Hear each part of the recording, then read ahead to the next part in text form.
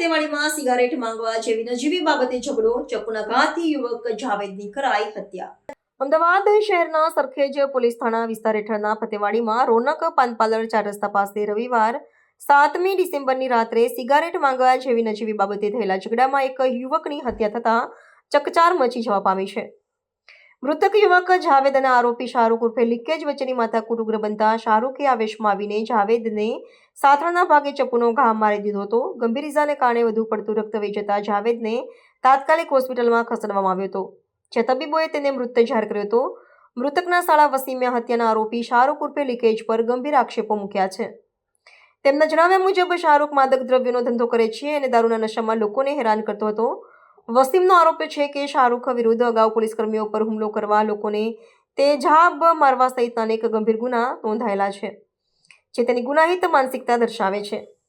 પીડિત પરિવારે રાજ્ય સરકાર અને પોલીસ તંત્ર સમક્ષ ન્યાય માટે સખત માંગણી કરી છે। તેમની માંગ છે કે આવા માદક દ્રવ્યોના માફિયા અને ગંભીર ગુના કરનાર આરોપીઓને કડકમાં કડક સજા થવી જોઈએ।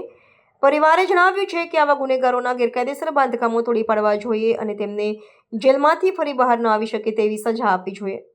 હાલ સરખેજ પોલીસે હત્યાના આરોપી શાહરૂખ ઉર્ફે લીકેજને ઝડપી પાડવાની કાર્યવાહી શરૂ કરી છે અને હત્યાનો ગુનો દાખલ કરવાની પ્રક્રિયા હાથ ધરી છે।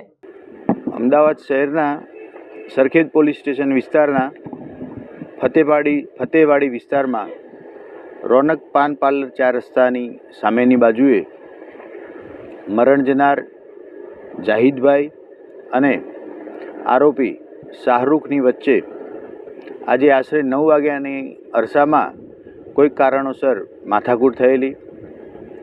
માથાકૂટ ઉગ્ર બનતા બંને વચ્ચે ઝઘડો થવા લાગેલ। આ ઝઘડા દરમિયાન આરોપી શાહરૂખ દ્વારા મરણ જનાર જાહિદભાઈને સાથળના ભાગે ચપ્પુ મારી દેવામાં આવેલું હતું। ચપ્પાનો ઘા ઊંડો લાગતા બ્લીડિંગ થવા લાગ્યું। નજીકની હોસ્પિટલ લઈ જવાતા એક્સેસિવ બ્લીડિંગના કારણે જાહિદભાઈનું ટૂંકી સારવાર દરમિયાન મૃત્યુ નિપજેલ છે। આરોપી શાહરૂખને પકડી લેવા માટે અને મર્ડરનો ગુનો દાખલ કરવા માટે થઈ હાલ સરખેજ પોલીસમાં કાર્યવાહી ચાલુ છે।